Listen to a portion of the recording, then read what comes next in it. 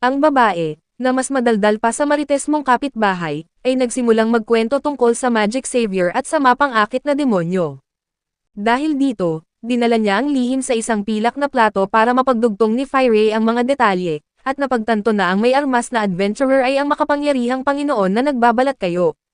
Umiyak at humingi ng paumanhin ang batang may gupit mangkok dahil sa pagiging espiya, ngunit sinabihan lang siya ni Ains na tumahimik at itago ang lihim kung gusto niyang manatiling nakakabit ang kanyang ulo sa kanyang leeg. Nang dumating ang oras para pumunta sa kagubatan upang manguha ng mga damong gamot, nagpa siya ang bida na magpanggap na parang isang Pokemon Master. Nagplano siyang paamuhin ang kinatatakutang Wise King of the Forest sa tulong ng kanyang Dark Elf. Ang inaasahan ng grupo ay makatagpo ng isang dambuhalang halimaw, ngunit ang ipinapalagay na maalamat na nilalang ay biglang lumitaw sa harap nila na literal na isang mabalahibo at matabang hamster. Tinanong ng bida kung isa ba itong Hungarian hamster, at sumagot naman ang nilalang na totoo ito, habang nagtataka kung paano nalaman ng isang estranghero ang tungkol sa kanyang uri. Nakaramdam ng matinding pagkadismaya ang Supreme Lord ngunit napaamon niya ang dambuhalang daga ng ganoon kabilis, kaya naman nakuha niya ang matabang hayop sa buong mahiwagang kontinente. Dahil nabulag sa ipinakitang pambihirang lakas na ito, sinubukan ni Fire na isingit ang sarili sa grupo ng adventurer at nakiusap na sumama para sumikat. Ngunit nakatanggap siya ng matinding batikos dahil ang ating bayani ay hindi nagpapatakbo ng isang kawang gawa. Magalang niyang tinanggihan ang pabigat, at nag-alok lamang ng pangunahing planong proteksyon para sa nayon. Matapos makamit ang misyon, bumalik ang lahat sa malaking lungsod upang paghatian ang mga gawain. Habang dinadala ni Momon at Nabi ang dambuhalang daga para sa isang nakakahiyang pagpaparehistro sa Adventurers Guild, si Fire naman at ang mga pamalit buhay mula sa Swords of Darkness ay nagtungo sa bahay ng kanyang lola upang ibaba ang mga kinuhang damo. Ang hindi nila inaasahan ay ang blonding baliw na si Clementine ay nakatayo na roon at nakangiti sa kanila, na handang isagawa ang mabilisang pagdukot upang gawing isang nakakatakot na palabas ang buhay ng lahat. Sinubukan ng grupo na magpanggap na parang isang hero squad para bigyan ng oras ang bata na makatakas, ngunit ang plano ay tuluyang sumabog sa kanilang mukha. Ang kalbo na salamangkero na si Kajit ay biglang sumulpot upang harangan ang tamang daan, at siniguro nitong ang buong koponan ng mga umaasang bayani ay malupit na pinaslang at direktang ipinadala sa kabaong, nang walang kahit isang pagkakataon na ipagtanggol ang kanilang sarili. Habang nangyayari ang madugong labanan sa likod ng mga nakasaradong pinto, natapos na ni Momon ang pagpaparehistro ng kanyang dambuhalang alaga sa guild, at sinamahan ang matandang babaeng si Lazy upang kolektahin ang kanyang pinaghirapang pera. Ngunit mabilis silang niyanig ng matinding gulat nang makita nila ang Swords of Darkness, ang kanyang mga palakaibigang dating kasamahan, na ginawang mga gutom sa lamang loob ng mga zombie. Matapos hiwain ang kanyang mga dating kakilala nang hindi man lang pinagpapawisan ay naglaro ng masaya ang kalansay. Pinilit niya ang desperadong lola na buksan ang kanyang supot ng pera, upang opisyal siyang upahan para iligtas ang kanyang apo mula sa kamay ng mga baliw. Nang ligtas nang nailipat ang pera sa kanyang account, inilatag ni Nabi ang isang tracking scroll na parang isang makabagong magical GPS at itinuro ang lokasyon ng bata diretso sa sementeryo. Sa pangunahing pintuan ng lungsod, ang mga gwardya ng kaharian ay nilalamon na ng walang katapusang hukbo ng mga undead, hanggang sa dumating ang grupo ng bida at sinasagasaan ang dambuhalang grupo ng kalansay na parang isang nawawalang kontrol na traktora. Sa kailaliman ng nakakapangilabot na sementeryo, natagpuan nila ang kalaban sa gitna ng isang ritual na nagbabanta sa buong lungsod. Dahil walang anumang pasensya sa kadramahan ang kontrabida, ipinamahagi ni Momon ang trabaho at ipinaubaya ang kalbo kay Nabi. Samantala, inilayo niya ang baliw na blonde mula sa kaguluhan habang tahasang nagbibigay ng isang mayabang na babala, na hindi man lang niya kakailanganin na gamitin ang kanyang lakas para ipahid ang dumi ng sementeryo sa baliw nitong mukha. Ang ambisyosong kalbo ay hinagpatawag ng dalawang skeletal dragon sa pag-aakalang nakuha na niya ang panalo, at mayabang na nagmalaki na ang kanyang mga higanteng butiki ay ligtas laban sa mga mahika. Nang makakuha ng berdeng ilaw mula sa bayaning kalansay, itinigil na ng katulong ang pagpapanggap bilang mahihinang adventurer. Pinakita niya ang kanyang malupit na katauhan bilang si Narberyl Gama, at simpleng pinulbos ang mga nilalang kasama ang walang kwentang kalbong lalaki gamit ang isang 7th-tier magic spell na tumunaw sa buong paligid at naging alikabok. Sa eskinita sa katabing pinto, patuloy na itinuring ni Momon ang blanding baliw na parang isang laruan, habang pinaglalaroan ang mga kakayahan nito at pinagtatawanan ang bawat atake. Dahil tuluyang nawalan ng bait matapos tawaging mahina, pumasok si Clementine sa Berserker mode at idiniin ang kanyang mga elemental sword sa dalawang butas ng mata ng bida, sa pag-aakalang kinuha niya ang mga mata nito.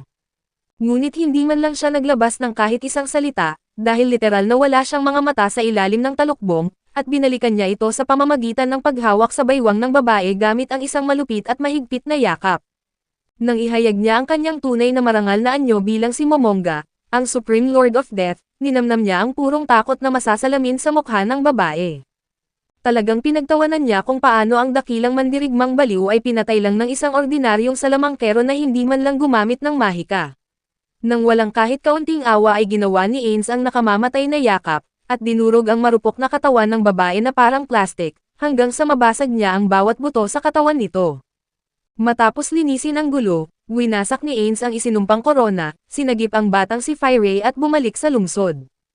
Habang nagpapahinga sa bahay tuluyan, nagreklamo ang ating kalansay dahil hindi pa rin siya nabibigyan ng pinakamataas na ranggo sa guild, ngunit nilunok niya ang kanyang pride dahil perpektong kumakalat ang kanyang katanyagan bilang bayani. Bigla namang nagsalita si Albedo sa telepathic na komunikasyon dala ang pinakamasamang balita, na nagrebelde ang vampirang si Shaltir laban sa Nazarick, na nagbigay ng matinding sakit sa ulo sa ating poging bida. Samantala, sa lungsod ng Irantel, ang nagbabalat kayo na si Solution at ang butler na si Sebas ay kumuha ng isang hangal na nagngangalang Zack. Siya ang tipikal na traidor na ibebenta ang grupo sa mga mersenaryo para sa mabilisang pera. Habang nasa biyahe gamit ang karwahe, nakiangkas si Shaltir upang magchismisan, hanggang sa palibutan sila ng mga bandido mula sa Death Spreaders. Tumagal lang ng 2 segundo ang kaligayahan ng mga mersenaryo bago sila ginawang giniling na karne ni Shaltir. Sinalo naman ni Solution ang pagkakataon upang buong-buong kainin ang kawawang si Zack sa loob ng kanyang madulas na katawan. Naisipan ni Shaltir na magpanggap na detective at sinundan ang bakas ng dugo patungo sa pugad ng gang. Doon niya nakaharap si Brain Ungloss, isang mayabang na nagpapakilala bilang master ng sandata, ngunit kahit gaano kabilis ang pagwasiwas ni Brain, hindi niya man lang madapuan ang vampira. Sobrang pinahiya ni Shaltir ang kakayahan nito kaya napatakbo si Brain habang bahag ang buntot. Dahil nababagot na, nagpalit ng anyong halimaw ang vampira at pinatay ang isang grupo ng manlalakbay. Si Brito lamang ang nakaligtas gamit ang pulang gayuma na ibinigay sa kanya ni Momon noon, ngunit hinalughog ni Shaltir ang isip ni Brita at sa labas ng pagkalito, hinayaan niya itong mabuhay sa pag-aakalang bahagi ito ng plano ng kanyang amo. Nang mapansin niyang may nakatakas, pinakawalan niya ang kanyang mga lobo sa kagubatan, ngunit laking gulat niya nang mamatay ang lahat ng ito. Pagpunta niya sa lugar, ang elite na pangkat ng Black Scripture ang naghihintay sa kanya. Ngayon ay sumugod ang vampira, ngunit inutusan ng pinuno ang isang matandang babae na gamitin ang world item na Downfall of Castle Country. Nagpakawala ito ng dragon ng liwanag na nagumpisa ng pagkontrol sa isip ni Shaltir, at bago mawalan ng malay, nakapatay pa ng 2 kalaban ang Guardian sa isang huling desperadong atake. Mula sa kanyang trono, pinapanood ni Momonga ang insidente sa kanyang mahiwagang telebisyon. Naantala ang kanyang pagkaasar ng ibalita ni Narberel na gustong makipagpulong ng guild tungkol sa pag-atake ng vampira. Pagkatapos ay isinuot ang kanyang itim na baluti, at nagtungo si Ains sa pagtitipon at nag-imbento ng dahilan na ang vampira ay si Pedro Penduko at matagal na niyang tinutugis. Hiniling niyang labanan ito ng mag-isa, ngunit ang mangmang na si Igraine ay nagpumilit na sumama. Gayunpaman ay sumang-ayon si Momon, ngunit sa kalagitnaan ng daan, itinumba ni Marie ang lalaki bago pa nito masira ang plano. Natagpuan ni Ains at Albedo ang nagmalfunction na vampira, ginamit ng kalansay ang kanyang mahiwagang singsing na shooting star para burahin ang pagkontrol sa isip, ngunit bigo ang spell dahil sa lakas ng world item. Desperado tulad ng isang gamer na nawalan ng save file, nag-teleport palayo si Ains kasama si Albedo upang kumuha ng panlaban sa kaban ng yaman ng guild. Doon nila nakatagpo si Pandora's Actor, isang madramang doppelganger na sumasalamin sa nakakahiyang kabataan ng bida. Sa tindi ng hiya, binigyan siya ni Ains ng singsing para tumigil sa pag-asal unggoy at nagpatuloy sila sa mausoleo. Sa loob ng silid, ipinakita ng kalansay ang mga rebulto ng kanyang mga lumang kaibigan at sinabing darating ang araw na mapapabilang din siya roon. Dahil doon ay nagpanik si Albedo at niyakap ang matigas na buto ng kanyang amo, at nakiusap na huwag silang iiwan. Ngunit idineklara ni Momonga na haharapin niya si Shaltir ng mag-isa, dahil hinding-hindi niya hahayaang magpatayan ang kanyang mga anak. Nang makita ang matinding katigasan ng ulo ng kanyang amo, humingi na lang si Albedo ng pangako na babalik ito ng buo at ligtas mula sa kabaliwang ito. Pagdating sa labanan, iniabot ni Ains ang dalawang world item kina Aura at Marie at inutusan silang bantayan ang paligid. Samantala sa base, nalaman ni Demiurge ang planong pagpapakamatay ng amo, kaya nag-alala ito at pinagalitan si Albedo dahil hinayaan itong mag-isang pumunta ang kalansay sa kanyang kamatayan.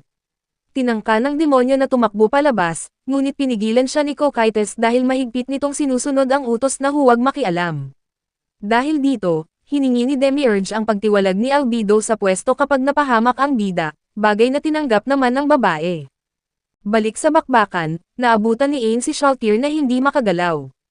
Sinamantala niya ang pagkakataon upang magbato ng halos 50 buff spells sa sarili, bago nagpabagsak ng isang super magic spell mula sa langit na naging sanhi ng higanteng crater. Ang problema ay halos walang naramdaman ang vampira, isinuot lang nito ang kanyang Valkyrie armor, hinawakan ang kanyang lance, at tumawa habang sumusugod sa sarili nitong lumikha. Dito na nagsimula ang totoong bakbakan, sinimulan na ni Shaltir na basagin ang tadyang ng bida, subalit ginamit ni Ains ang kanyang karanasan sa laro upang hulaan ang mga galaw at pigilan ang babae.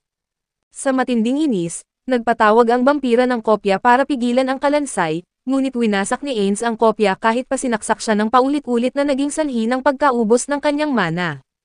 Sa isang desperadong hakbang, ginamit niya ang Cry of the Banshee na nagpasabog sa buong arena, ngunit buo pa rin si Shaltir habang nakangiti ng malupit sa kanyang hapunan.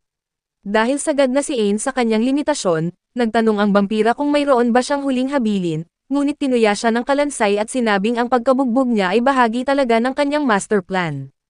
Mahinahon na ipinahayag ng bida na nahulog ang vampira sa patibong sa pag-aakalang wala na siyang alas.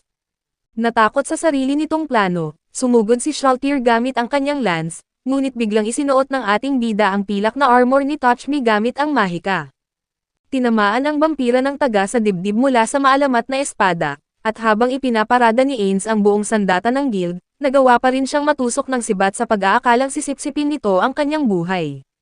Ngunit ang isang nagsasalitang wristwatch ay nag-anunsyo na tapos na ang oras, kaya ginamit ni Ains ang cash item para mapabilis ang proseso ng kanyang pinakamalakas na mahika at tuluyang iwasan ang cooldown.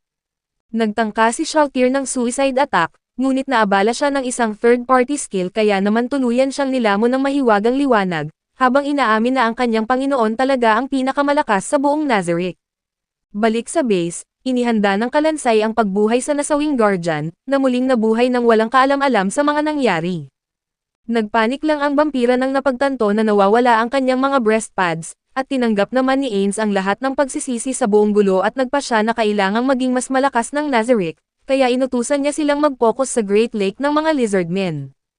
Pagkaraan ng ilang buwan, na-promote si Momon sa pinakamataas na adventurer rank na Adamantite, habang ang Slain Theocracy naman ay umiiyak sa takot dahil sa pinalakas na vampira. Handa na para sa isa pang laro ng pagkukunwari, inutusan ni Momonga ang vampira na pakilusin ang higanteng Gargantua para sa kanilang susunod na palabas. Samantala, ang kapitan ng Black Scripture ay nakikipagtsismisan tungkol sa pagkawala ng kanilang mga kasamahan sa kamay ng isang lalaking nagngangalang Ains Olgaun. Habang ang Platinum Dragon Lord ay nagising mula sa kanyang pag-idlip at nakipag-usap sa isang matandang hukluban tungkol sa pagbabalik ng isang masamang puwersa, na malinaw namang walang ideya sa mabutong bangungot na naghihintay sa kanila. Sa Reestice Kingdom naman, ang hari at ang mga maharlika ay nagtatalo sa politika hanggang sa pumunta si Gazef para magulat tungkol sa kung paano siya muntik nang mamatay. Nang tanungin tungkol sa kanyang tagapagligtas, ginarantiyahan ni Gazef na si Ains ang perpektong katuwang ng kaharian. Lumipat naman sa kapatagan kung saan nakasagupan ni Momon at Nabi ang isang higanteng basilisk.